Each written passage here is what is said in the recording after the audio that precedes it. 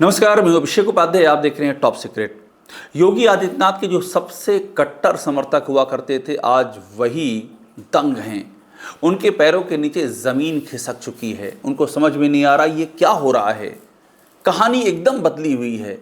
मथुरा में जो घटना घटी है वो यूजीसी वाली घटना नहीं है।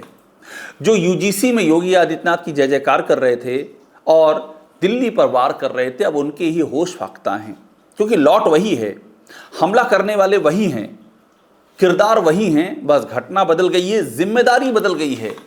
यूजीसी यानी कि केंद्र की जिम्मेदारी अब जो मथुरा में हो गया है, चंद्रशेखर और फरसा बाबा, उनकी मौत का मामला, ये तो लॉ एंड ऑर्डर है, ये तो यूपी सरकार का मामला है, ये तो योगी आदित्यनाथ का मामला है। इसीलिए पुलिस के सुर बदले हुए हैं, सरकार का रवैया बदला हुआ है और उनकी खूब अच्छे से खातिरदारी की जा रही है। जो खुद को गोरक्षक कहते हैं, जो हिंदू एकता, हिंदू रक्षा के नाम पर जम करके बवाल करते हैं, कभी कहीं उत्पात, कभी कहीं लॉ एंड ऑर्डर को चुनौती, ये तमाम चीज़ें जो चलती हैं, उनकी अब वो खातिरदारी मथुरा में हो रही जो उन्होंने कभी कल्पना नहीं की थी।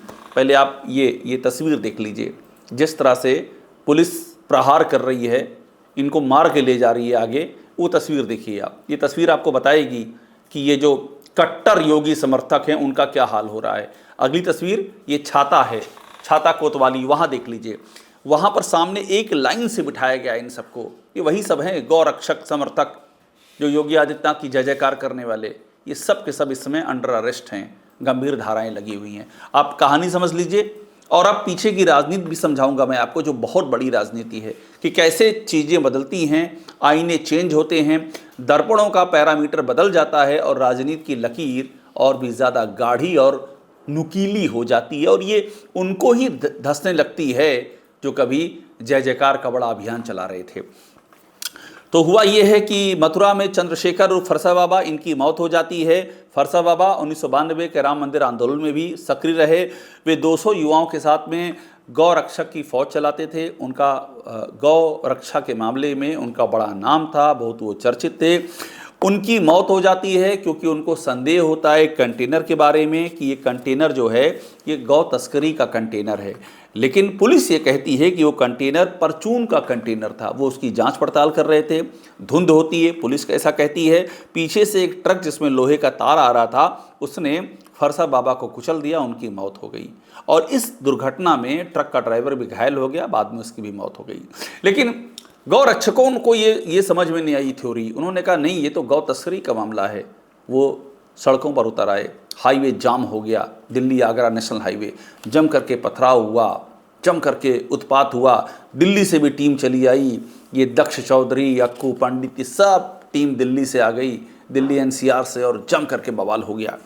उनको लगा था कि हम गौ रक्षा के मुद्दे पर बोल रहे हैं तो हमको ये योगी सरकार तो वही सरकार जिसकी वो जय जयकार करते आए थे, तो उनको लगा था कि उनको यहाँ पर पुलिस जो वो कर रहे हैं वो करने देगी, वो कहीं कोई संकट नहीं खड़ा होगा। और ये मामला टूल पकड़ चुका था पहले भी। देवकी नंदन ठाकुर हों, बागेश्वर सरकार हों, शंकराचार्य स्वामी अभिमन्युशानंद हो, सब ने आवाज़ उठा दी थी। मामला बहुत ही हाईलाइटेड था। उनको ये लगा हुआ इतना हाईलाइटेड मामला है, यहाँ पर तो गौ रक्षा के सवाल पर हम छा जाएंगे, जम करके प्रदर्शन करेंगे, आंदोलन करेंगे, उत्पात करेंगे और हम दिखेंगे, जो वो सोच के आए होंगे। लेकिन यहाँ पर मामला पलट गया।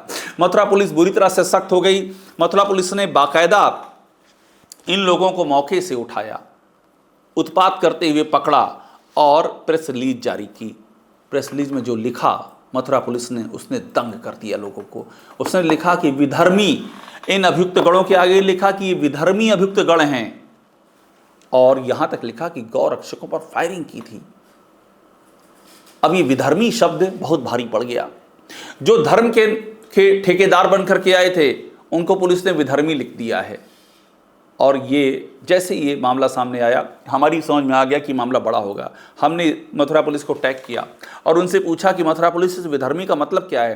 कुछ देर बाद ये ट्वीट मथुरा पुलिस ने डिलीट कर दिया, लेकिन दूसरा एक ट्वीट डाला, बाकी सारी चीज़ें उसमें वही थी, विधर्मी शब्द हटा दिया। अब नाम देखिए, जिनको पकड़ा गया वे कौन थे।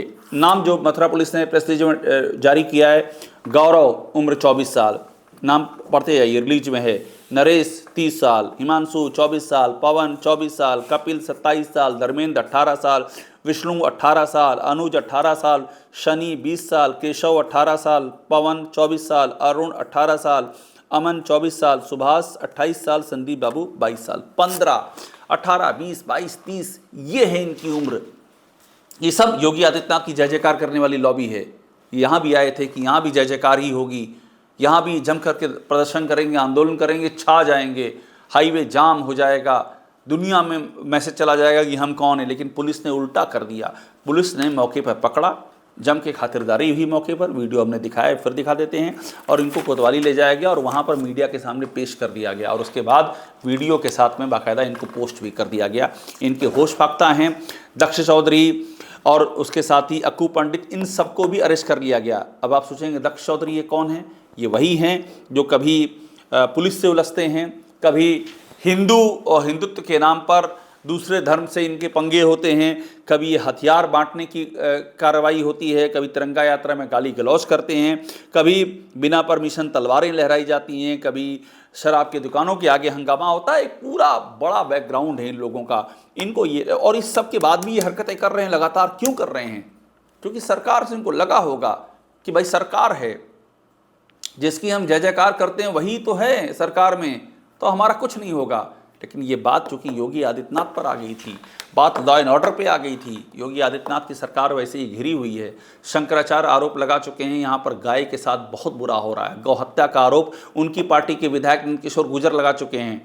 नंदकिशोर गुर्जर कह चुके हैं कि 50,000 गायें काटी जा रही हैं इस प्रदेश में। शंकराचार्य तो आंदोलन छेड़ चुके हैं कि गाय को राष्ट्रमाता घोषित करो, राज्यमाता घोषित करो। यहाँ तक पूछ चुके हैं योगी आदित्यनाथ से कि गाय सुरक्षित नहीं है, ब्राह्मण सुरक्षित नहीं है। ये कैसी सरकार चल रही है? अखिलेश यादव मुद्दा उठा चुके हैं कि गाय और ब्राह्मण यहाँ पर सुरक्षित नहीं हैं। ये अखिलेश यादव कह चुके हैं, यानी कि योगी आदित्यनाथ बुरी तरह से घिरे हुए हैं। उन्हें अपनी सरकार की छवि की बड़ी चिंता है, क्योंकि चुनाव एकदम सर पर हैं। 2027 सामने आ गया है, 2026 चल रहा है। ऐसे में अगर गौ तस्कर हत्या करते हैं चंद्रशेखर और फरसा बाबा की, तो ये बड़ा मामला हो जाता है। और पुलिस जब ये कह रही है कि ये हत्या नहीं दुर्घटना है, तो जितना भी बवाल चल रहा है, हाईवे जाम है, ये सब योगी आदित्यनाथ की छवि पर बट्टा लग रहा है। तो जब छवि पर बट्टा लगता है तो सारी जय जयकार और समर्थक लॉबी सब किनारे हो जाती है, और इसीलिए जमकर के इनकी सुताई की गई है, इनको जेल में डाल दिया गया। और एक बड़ा मैसेज चला गया है योगी आदित्यनाथ के अपने ही समर्थकों के लिए कि जब बात सरकार पे आ जाएगी तो सरकार बता देगी कि सरकार होती क्या है, शासन होता क्या है, पुलिस होती क्या है, प्रशासन होता क्या है।